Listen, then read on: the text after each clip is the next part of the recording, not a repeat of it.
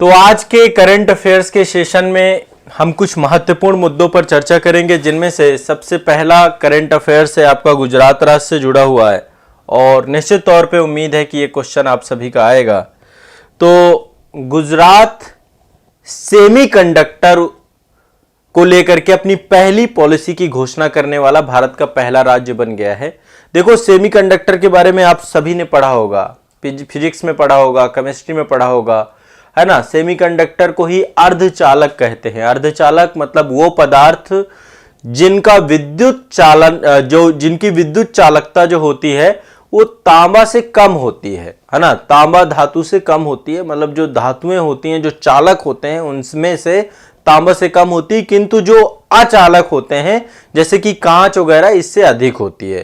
तो सेमीकंडक्टर के बारे में आपको पता है, जितनी भी इलेक्ट्रॉनिक डिवाइस होती हैं उन सभी इलेक्ट्रॉनिक डिवाइस में सेमीकंडक्टर का सबसे महत्वपूर्ण रोल होता है। अभी हाल ही में आप देखेंगे कि विश्व के बहुत सारे देश हैं, जैसे लाइक ताइवान आपका हो गया, आसियान कंट्रीज में से हो गए, चाइना हो गया, इन सब के द्वारा सेमीकंडक्टर हम इंपोर्ट करते हैं।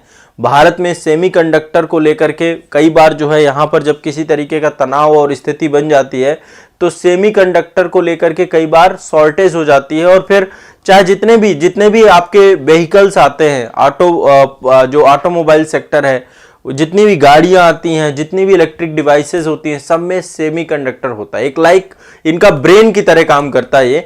तो अभी गुजरात भारत का पहला स्टेट बना है जिसने अपनी सेमीकंडक्टर पॉलिसी की घोषणा की है। तो इसका उद्देश्य ये है कि इस पॉलिसी के माध्यम से भारत के लिए एक नया सेक्टर है, नया क्षेत्र है, सेमीकंडक्टर उत्पादन को लेकर के गुजरात में जो है यहाँ पर प्लांट भी लगाया जा रहा है, पूरी सेमीकंडक्टर सिटी डेवलप की जा रही है। तो इस क्षेत्र में, सेमीकंडक्टर के क्षेत्र में भारत में उत्पादन हो पाए, भारत आत्मनिर्भर हो पाए सेमीकंडक्टर के क्षेत्र में, इस क्षेत्र में हम नया निवेश जो है आकर्षित कर पाए, तो इस क्षेत्र में राज्य के द्वारा जो है ये पूरी की पूरी पॉलिसी, ठीक है, आपकी जो है लगभग 24 जुलाई 2022 की घटना है ये। 24 जुलाई 2022 को जो है ये आपकी पॉलिसी आई थी। गुजरात के मुख्यमंत्री हैं भूपेंद्र पटेल, अभी चुनाव के बाद फिर से अगेन ये बने हैं। तो गुजरात सेमीकंडक्टर नीति का अनावरण 24 जुलाई 2022 को किया था, और ये नीति आपकी 5 साल तक चलेगी, 2027 तक के लिए पूरी की पूरी पॉलिसी बनाई गई है। तो सेमीकंडक्टर किसी भी इलेक्ट्रिक डिवाइस के लिए उसका ब्रेन है, इसके बिना मतलब सब कुछ अधूरा हो जाता है। और इस नीति के तहत एक चीज जो आपको और जानना जरूरी है कि अहमदाबाद के पास एक जगह है धोलेरा, अहमदाबाद के पास एक जगह है धोलेरा। तो धोलेरा सेमीकॉन सिटी बनाई जा रही है, जो कि सेमीकंडक्टर को लेकर के है। Dholera Semicon city Semicon city आपकी डेवलप की जा रही है। धोलेरा सेमीकॉन सिटी स्थापित की जा रही है, और यहां पर बहुत सारी, इस परियोजना के तहत बहुत सारी विनिर्माण इकाइयां बनाई जाएंगी, बहुत सारी जिनको सब्सिडी दी जाएगी। तो ये नीति केंद्र के भारत में सेमीकंडक्टर मिशन के अनुरूप इसको तैयार किया गया, इस नीति को, इस पॉलिसी को, जिसके तहत सेमीकंडक्टर उत्पादन बहुत तेजी से किया जाएगा। आगामी 5 वर्षों में सेमीकंडक्टर के क्षेत्र में लगभग बड़े स्तर पर रोजगार स्थापित होने वाला है। और इस के तहत देखो बहुत सारी सब्सिडी वगैरह, जो भी इस सेक्टर पे जब कोई पॉलिसी बनती है, कोई भी नीति बनती है और किसी नए क्षेत्र को प्रोत्साहित करना होता है, तो सरकार क्या करती है, जो कोई भी निवेशक होता है उस निवेशक को उस क्षेत्र में सब्सिडी बहुत सारी प्रदान करती है, बहुत सारी जो आधारभूत संरचना है उसे भी इस्टेब्लिश किया जाता है। तो ये ध्यान रखिएगा कि गुजरात सेमीकंडक्टर और डिस्प्ले उत्पादन में भारत का पहला राज्य है, ये ध्यान रखिएगा। इससे क्वेश्चन पूछा जा सकता है, पहला राज्य है जिसने ऐसी कोई पॉलिसी लेकर के आया है। ये बहुत इंपॉर्टेंट है, इसलिए इसको दिमाग में बैठा के चलना है। चलिए, तो ये आपका पहला करंट अफेयर्स है जो आप सभी को करना है। दूसरा, ये आप देख रहे हैं एक रेलगाड़ी है और ये हमेशा चर्चा में बना रहता है मुद्दा, ठीक है। ये आपको पता होगा देश की सबसे लंबी रेलगाड़ी है। आजादी के 75 साल पूरे होने पर ये रेलवे के द्वारा आजादी के अमृत महोत्सव पर भारतीय रेलवे ने देश की सबसे लंबी मालगाड़ी चलाई। मालगाड़ी मतलब जिसमें जो है आपके वाहन मतलब जो ट्रांसपोर्टेशन के लिए यूज होती है। ट्रांसपोर्टेशन के लिए दो तरीके से ट्रांसपोर्टेशन है, एक तो आपका जो है यात्रियों का ट्रांसपोर्टेशन है परिवहन के तौर पे रेलवे का, और दूसरा है गुड्स का जो ट्रांसपोर्टेशन है वो मालगाड़ी के द्वारा होता है। और रेलवे की सबसे ज्यादा कमाई का जरिया मालगाड़ी ही है, ये मान के चलिए। तो एक ट्रेन चलाई गई। वैसे कई बार जो है सुपर ट्रेनें चलाई जाती हैं। सुपर ट्रेनें लाइक जो बहुत लंबी ट्रेनें होती है। अब आपको थोड़ा सा इसको देखेंगे तो बड़ा आप सरप्राइज हो जाएंगे। लगभग ये एक मालगाड़ी नहीं, 5 मालगाड़ियों को जोड़ करके एक मालगाड़ी बनाई गई है। इसमें कितने डिब्बे हो सकते हैं? इसमें 295 डिब्बे लगे हुए हैं, 295 डिब्बे, और 6 इंजन लगे हुए हैं इसमें। इस ट्रेन का नाम क्या है? इस ट्रेन का नाम है सुपर वासुकी ट्रेन। नाम है इसका वासुकी ट्रेन, वासुकी ट्रेन। तो ये आप करंट अफेयर्स लिख लीजिएगा कि रेलवे के द्वारा अब तक की सबसे लंबी जो मालगाड़ी चलाई गई है उसका नाम है सुपर वासुकी ट्रेन, ठीक है। और इसका परिचालन जो है साउथ ईस्टर्न सेंट्रल रेलवे के द्वारा किया गया था। यह आपके 6 इंजन वाली ट्रेन है जिसमें 295 डिब्बे लगे हुए हैं। यह लगभग 3.5 किलोमीटर लंबी थी। अब सोचिए आप कभी ये ट्रेन, मतलब मालगाड़ी वैसे भी बहुत लंबी होती हैं, है ना। ये आपकी वासुकी ट्रेन जो है भारत की सबसे लंबी ट्रेन बन चुकी है अभी तक की। 3.5 किलोमीटर लंबी ट्रेन है ये। तो वासुकी ट्रेन के अलावा भी देखो इससे पहले 2 ट्रेनें और चल चुकी हैं। एनाकोंडा चल चुकी है और शेषनाग चल चुकी है, ठीक है। इससे पहले ये चल चुके हैं 2 ट्रेनें, ठीक है। लेकिन अब वासुकी जो है आपकी सबसे लंबी ट्रेन हो चुकी है। क्वेश्चन मान लो पूछ लेता है ना, तो पूछता है तो आपको ध्यान रखना चाहिए। तो ये आपको ध्यान रखना होगा। क्लियर है, स्पष्ट है। तो वासुकी सबसे लंबी ट्रेन आपकी 3.5 किलोमीटर लंबी ट्रेन आपकी बनाई गई है, ठीक है। इससे पहले शेषनाग और एनाकोंडा ट्रेनें, 2 ट्रेनें और चलाई गई थी। तो इससे पहले ये ट्रेनें जो है 4 ट्रेनों को जोड़ करके बनाई गई थी, ठीक है। और शेषनाग 3 ट्रेनों को और एनाकोंडा को 4 ट्रेनों को जोड़ करके बनाया गया था। वासुकी में जो है अब 5 ट्रेनें जोड़ी गई हैं। तो वासुकी सबसे लंबी है, ध्यान रखिएगा, ठीक है। और मालगाड़ियों के लिए आपको पता है कि सरकार के द्वारा अब अलग से डेडिकेटेड फ्रेट कॉरिडोर बनाया गया है और इसी के तहत जो है अब इनकी गति पे काम किया जाएगा। चूंकि अभी औसत गति बहुत कम है भारत में, ट्रांसपोर्टेशन और फास्ट हो सके, भारत जो है पीएम गति शक्ति के तहत इंफ्रास्ट्रक्चर हमारा बहुत तेजी से इंप्रूव हो सके, उसके लिए अब डेडिकेटेड फ्रेट कॉरिडोर भी मालगाड़ी के लिए बनाया गया है, ठीक है। तो ये आपको ध्यान रखना है। एक तो ये आपके लिए इंपॉर्टेंट करंट अफेयर्स है। अगला करंट अफेयर्स उससे भी ज्यादा महत्वपूर्ण और मस्त, मतलब आपको अच्छा लगेगा, इससे क्वेश्चंस आने की संभावना मुझे लगता है बहुत ज्यादा है। मध्य प्रदेश का एक जिला है जिसका नाम है मंडला, वहां से ये न्यूज है और उम्मीद है कि ये क्वेश्चन पक्का आएगा। अभी देखो जितना कुछ भी मैं आपको पढ़ा रहा हूं ये बहुत सिलेक्टिव है और यहां से क्वेश्चन आएगा ही आएगा, ये पूरी तरीके से आप सिक्योर रहिएगा। जितना पढ़ा रहा हूं ना, इन्हीं सब से कुछ ना कुछ क्वेश्चंस आपको निकल के आएंगे। बस एक एक क्लास मत छोड़िएगा। जो पिछली क्लासेज हो चुकी हैं वो सारी आप लोगों को करनी है और जो क्लास ये है हर क्लास को आपको करना है। मैं गारंटी लेता हूं कि आपके क्वेश्चन ही गलत होंगे। और मेरे 5 लेटेस्ट मास्टर वीडियो देख के जाना करंट अफेयर्स के। करंट अफेयर्स के लिए कहीं भी किसी भी तरीके से किसी भी बच्चे को कोई भी परेशानी नहीं लेनी है। आप कोई भी एग्जाम दीजिए, स्टेट पीएससी का, आपका और आईएएस का, मैं पूरी गारंटी लेता हूं करंट अफेयर्स क्वेश्चन पहुंचेगा बस। तो मध्य प्रदेश का एक आदिवासी जिला है जो देश का पहला जिला बन चुका है जहां कार्यात्मक रूप से सभी लोग साक्षर है, ठीक है, पूर्ण रूप से साक्षर हो चुके हैं यहां पे। और ये आपका है मंडला, ठीक है। फंक्शनली लिटरेट लोग हैं यहां पर, ठीक है। इसकी घोषणा जो है मध्य प्रदेश के नागरिक आपूर्ति एवं उपभोक्ता संरक्षण मंत्री 15 अगस्त 2022 को किया गया था। इस बार आजादी में 15 अगस्त 2022 को जो है यह घोषणा आपकी हुई थी। मंडला, ध्यान रखिएगा क्या नाम है, मंडला आपका जो है।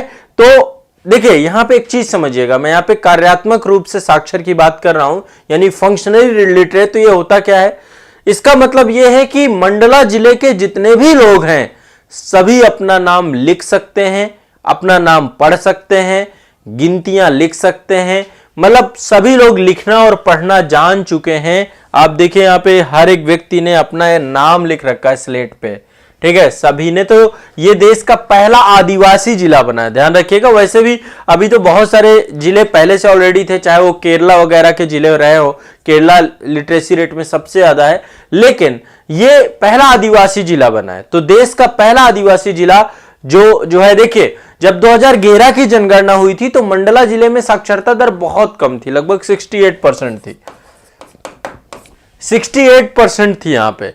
लेकिन बाद में पता चला, सरकार ने यहां पे काम किया, और काम करने के बाद चूंकि यहां पे अधिकांश लोग आदिवासी लोग हैं, जंगलों में रहते हैं, आपको पता है मध्य प्रदेश में जनजातियां बहुत ज्यादा है, वन क्षेत्र में रहने वाले लोगों की संख्या ज्यादा है, तो ऐसे में ये आपको ध्यान रखना है, ये एक इंपॉर्टेंट है। क्लियर है, स्पष्ट है, कोई दिक्कत नहीं। अगला चलते हैं। आपको पता है कि जैसे कोविड एक वायरस आया था, वैसे ही एक वायरस और आया था, और इस वायरस का नाम था मंकी पॉक्स। हम सबका सौभाग्य रहा कि ये मंकी पॉक्स वायरस इतना फैला नहीं, स्प्रेड नहीं हुआ, जिस तरीके से अफ्रीकी देशों में इसने हालत खराब कर रखी थी। तो बड़ा भयावह था ये वायरस, क्योंकि इसमें एक तरीके से एक चेचक टाइप की बीमारी थी, जिस तरीके से चेचक होती वैसे शरीर में फैल जाता था, और ये एक पूरी तरीके से नया था। तो मंकी पॉक्स की जांच करने के लिए देश का पहला स्वदेशी आरटीपीसीआर किट बन चुकी है, ठीक है, पहली आरटीपीसीआर किट बन चुकी है। इसको बनाया किसने? आंध्र प्रदेश में मेडजर एक जो है कंपनी आपकी मेडटेक जोन है ना, इसके द्वारा लॉन्च किया गया, और इसमें सहयोग किया है एक मेडिकल जो है फार्मा कंपनी है, जिसका नाम है ट्रांस एशिया बायोमेडिकल्स, ठीक है। तो आंध्र प्रदेश में मेडटेक जोन द्वारा लॉन्च किया गया है, मेडटेक जोन द्वारा इसको लॉन्च किया गया है, मेडिकल क्षेत्र से जुड़ा हुआ। और इसके लिए कंपनी कौन सी है? Trans Asia biomedicals, trans Asia. मैंने पिछले सेशन में आपको बताया था उसके लिए कि कोविड का जो है आपका नेजल जो आपका वैक्सीन बन गई, उसके बारे में चर्चा हुई थी। तो कोविड में बहुत सारी अपडेट हैं जो कि टाइम टू टाइम पे आती रहती हैं। कोविड को लेकर के मैंने बहुत सारे सेशंस आपके बनाए हैं, कोविड को लेकर के आपको मास्टर वीडियो में बहुत डिटेल मिल जाएगी। बाकी जो भी डिटेल होगी टाइम टू टाइम पे अपडेट करते रहेंगे। एक दो सेशन हम कोविड के ऊपर भी आने वाले समय पे लेंगे, ताकि जो एग्जाम हॉल पे बहुत सारे क्वेश्चन पूछे जा सकते होंगे कोविड के, वो सब एक दो क्लास में कंप्लीट कर देंगे।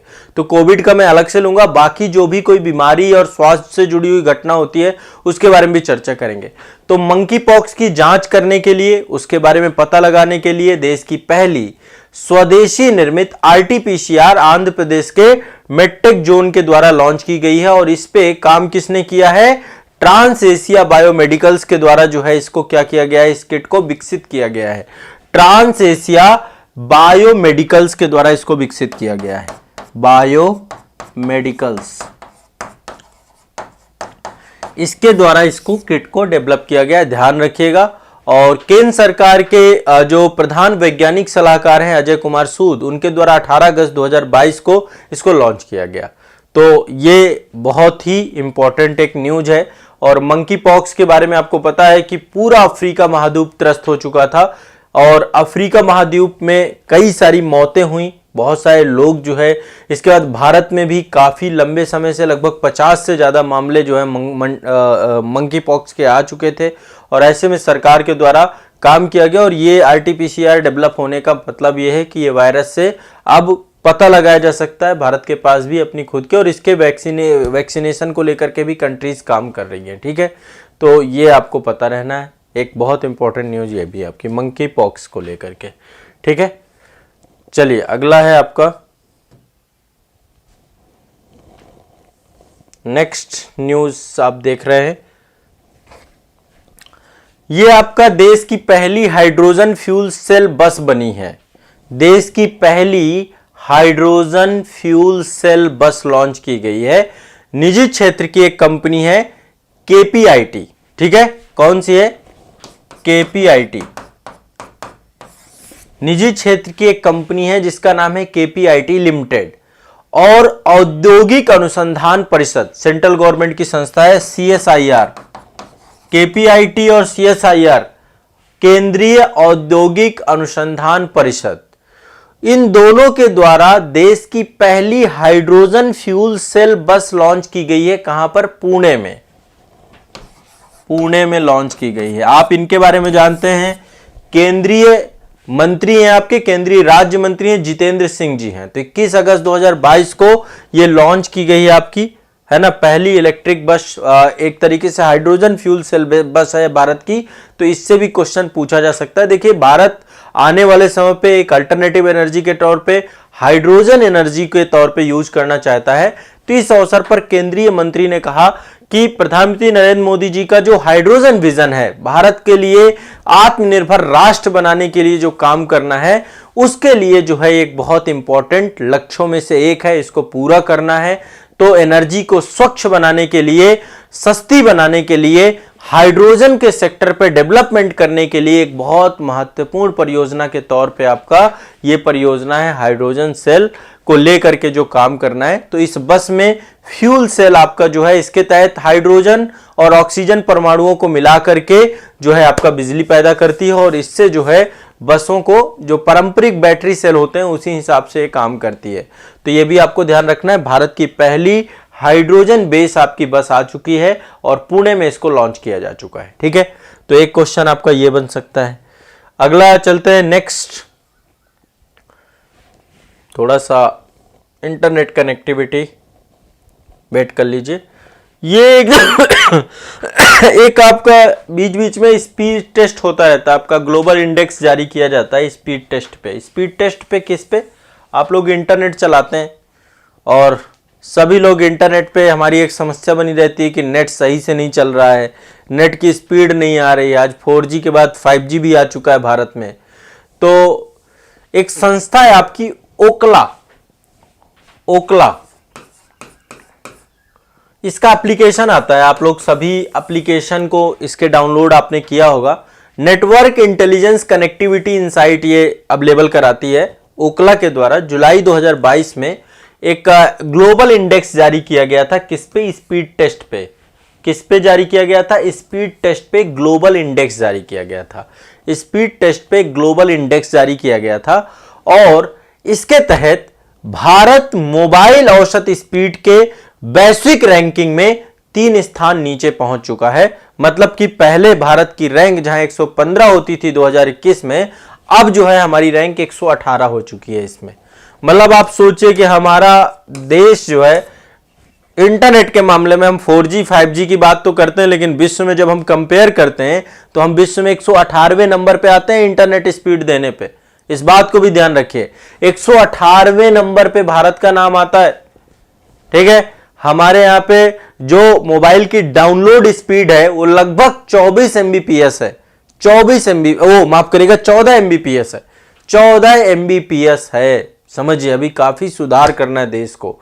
ठीक है, तो एक ये आपको ध्यान रखना है, वैश्विक रैंकिंग आपकी काफी नीचे जा चुकी है।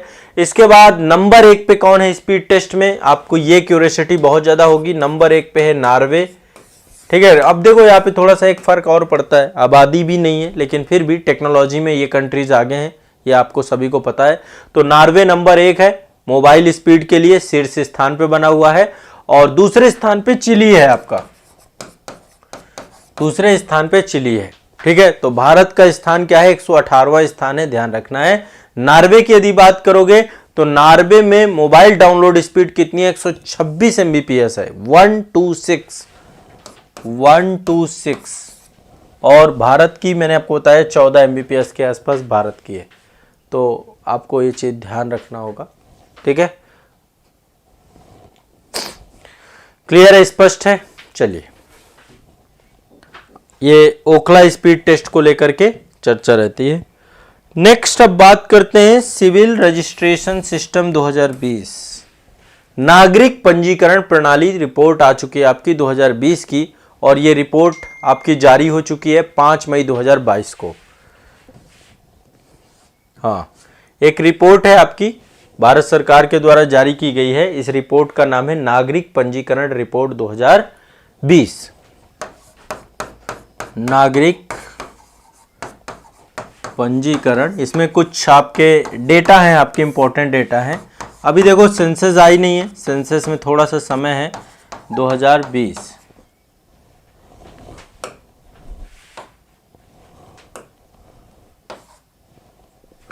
नागरिक पंजीकरण रिपोर्ट 2020, ठीक है। सिविल रजिस्ट्रेशन सिस्टम 2020 2020, ठीक है। अब ये रिपोर्ट आपकी 5 मई 2022 को जारी की गई है। कब जारी की गई है? 5 मई 2022 को ये रिपोर्ट आपकी जारी की गई है। 5 मई 2022 को जारी की गई है। रिपोर्ट में प्रस्तुत आंकड़ों के अनुसार 2019 में पंजीकरण जन्मों की संख्या जो है आपकी घट गई है। अब धीरे धीरे आपको पता है कि हमारा जो देश में जनसंख्या पॉपुलेशन इतनी ज़्यादा बढ़ रही है, तो सरकार के द्वारा प्रयास किया जा रहा है कि जनसंख्या नियंत्रण पे काम किया जाए। तो 2019 में, अब इस डेटा के हिसाब से 2019 का डेटा है पूरा इसमें, ठीक है। आप डेटा थोड़ा बहुत लिख लीजिएगा। 2019 के डेटा के हिसाब से जो पंजीकरण जन्मों की संख्या है वो काफ़ी कम हो गई है। टोटल आपकी 2019 में पंजीकरण जन्मों की संख्या कितनी थी? 2019 में पंजीकरण जन्मों की संख्या थी 2.48 करोड़, और 2020 में ये काफी घट करके कितनी हो चुकी है? 2.42 करोड़, ठीक है। वैसे कोविड का समय था ये, तो पंजीकरण जन्मों की संख्या में कमी देखने को मिली है, ठीक है। ये ध्यान रखिएगा। एक तो आपको ये पता रखना है। दूसरा, मृत्यु को लेकर के भी इसमें डेटा आए हैं, आंकड़े आए हैं। 2020 की नागरिक पंजीकरण प्रणाली के तहत 2020 में जो मौतों का आंकड़ा है वो भी आपका जो है लगभग बढ़ा है। मतलब 2019 में जहां पर मौतें कितनी होती थी, 2019 में मृत्यु का जो आंकड़ा है वो आपका है 76.4 लाख मौतों का आंकड़ा है। यही आगे बढ़कर 2020 में आपका जो है हो चुका है 81.2 लाख। तो मृत्यु का डेटा ये है जो आपकी हो रही है, और जन्म का डेटा ये है आपका। 2019 में जन्म 2.48 करोड़, 2020 में 2.42 करोड़, और मृत्यु का डेटा आपका 76.4 आपका 2019 में, और 81.2 आपका। तो मृत्यु बढ़ रही है, जन्म आपका कम हो रहा है धीरे धीरे। और कहा जा रहा है कि ज्यादातर जो मृत्यु का प्रतिशत, इसमें पुरुषों की संख्या ज्यादा है, 60% पुरुष हैं, 40% महिलाएं हैं, ठीक है। और सबसे ज्यादा सर्वाधिक मृत्यु दर आपकी बिहार में दर्ज की गई है। कहां की गई है? सर्वाधिक मृत्यु दर बिहार में दर्ज की गई है। बिहार में सबसे ज्यादा मृत्यु दर बिहार में 18.3%, ठीक है। एक कोविड के कारण 2020 में वृद्धि हुई है, मृत्यु पे जो वृद्धि हुई है ये कोविड के कारण से, और जन्म भी जो कमी आई है 2020 का डेटा है, इसके पीछे भी कोविड एक कारण है, ठीक है। नंबर 1 में बिहार, नंबर 2 में महाराष्ट्र ध्यान रखना है। तो ये डेटा आपको क्लियर रखना है, ठीक है। और ये एक चीज और यहां पे बता देते हैं, जन्म के समय सर्वाधिक लिंगानुपात मतलब 1000 पुरुषों में महिलाओं की संख्या कहां पे है? तो लिंगानुपात को लेकर के भी एक डेटा है कि शीर्ष 5 स्टेट, टॉप 5 स्टेट या यूनियन टेरिटरीज आपकी लिंगानुपात में नंबर 1 में लद्दाख है आपका। सबसे ज्यादा जो है आपका लिंगानुपात राज्य केंद्र शासित प्रदेश में नंबर 1 में लद्दाख है, 1104 है इसका लिंगानुपात। 1104 यानी 1000 पुरुषों में से 1104 महिलाएं हैं। यह आपका जन्म के समय लिंगानुपात का डेटा है। दूसरे नंबर पे अरुणाचल प्रदेश है 1011, ठीक है। तीसरे नंबर पे आपका अंडमान है, और चौथे नंबर पे त्रिपुरा है, और पांचवें नंबर पे केरल है।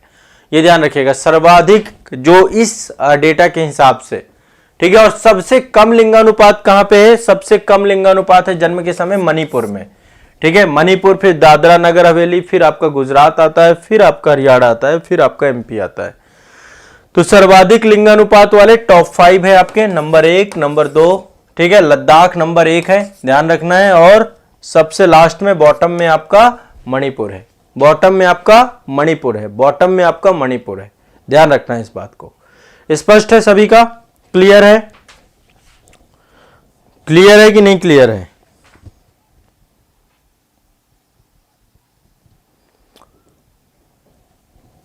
ठीक है। तो ये आपके करंट अफेयर से जुड़े हुए 5 टॉपिक थे, 5 से 6 टॉपिक जो मुझे करवाने थे आप लोगों को, और ये टॉपिक आपके कंप्लीट हो जाते हैं। अब देखो जितना मैंने पुराना करवा दिया है, ठीक है, वो आपको रट जाना है, सभी को 1 to 1 सभी को रट जाना है। देखो पहला जो आपका टॉपिक था, मैं एक एक टॉपिक आपको अगेन फिर से, एक सेमीकंडक्टर से जुड़ा हुआ टॉपिक था, मैंने आपको गुजरात के बारे में बताया, धोलेरा में सेमीकॉन सिटी बन रही है। इसके बाद दूसरा टॉपिक जो आपका है मालगाड़ी से, कि सबसे लंबी मालगाड़ी आपकी वासुकी नाम है इसका। मंडला आपका देश का जो है पहला जिला बन चुका है, ठीक है, जहां पे कार्यात्मक तौर पे सभी के सभी जो है साक्षर हैं। मंकी पॉक्स को लेकर के ट्रांस एशिया बायोमेडिकल्स के द्वारा क्या बनाई गई है, एक आरटीपीसीआर किट बनाई गई है। इसके बाद आपका जो है ये आपकी हाइड्रोजन फ्यूल सेल बस बनाई गई है, जो कि पुणे में लॉन्च हुई है आपकी, ठीक है। तो ये भारत की पहली बस है आपकी, ये आपको देखना है। ग्लोबल इंडेक्स आपका जो स्पीड टेस्ट पे ओखला के द्वारा किया गया, भारत की 118वीं रैंक है, नॉर्वे नंबर 1 पे है, चिली आपका दूसरे नंबर पे है। और तीसरा ये जो आपका नागरिक पंजीकरण रिपोर्ट है, इसमें मैंने आपको 2019-2020 के डेटा बताए और साथ ही आपको लिंगानुपात के बारे में बताया। तो आज के करंट अफेयर्स पे ये प्रमुख 5-6 टॉपिक जो आपको मुझे करवाने थे आपके हो गए हैं। आप सभी इसको पूरा रिवाइज करिए, पुराना जितना भी करंट अफेयर्स का नोट्स बन चुका है उसको रिवाइज करना है एक एक। देखिए अभी तक में आप देखेंगे तो काफी सारे टॉपिक हमने कवर कर लिए। अब मुद्दा है कि आपको याद हो जाने चाहिए, रट जाने चाहिए, रट जाने चाहिए। पूरी के पूरा मेरे ऊपर भरोसा करिए, मैं एक एक टॉपिक आपका कवर कराऊंगा। अभी बीच बीच में बहुत ही स्पेशल टॉपिक भी आपके करंट अफेयर्स के मैं करवाऊंगा, इसलिए करंट अफेयर्स आपको एक भी नहीं छोड़ना है। सारा करंट अफेयर्स अपने दिमाग में रिवीजन के माध्यम से बैठा लीजिए। 2 बार 3 बार रिवीजन जरूर करिए। क्लास शुरू होने से पहले एक बार रिवीजन कर लीजिए, क्लास के बाद रिवीजन कर लीजिए, शाम को एक बार रिवीजन कर लीजिए। जरूर रिवीजन करना है करंट अफेयर्स का, ताकि करंट अफेयर्स आपका मजबूत हो जाए, ठीक है। तो ये करंट अफेयर्स से जुड़ी हुई कुछ महत्वपूर्ण खबरें हैं। यहां पे देखो मैं उतना ही पढ़ा रहा हूं जितना सिलेक्टिव है, ये नहीं कि बहुत सारा डेटा आपको किसी एक टॉपिक पे दे दिया। सिलेक्टिव पढ़ना है और बेस्ट पढ़ना है, बस ये दिमाग में बैठा के करंट अफेयर्स में हमें चलना है।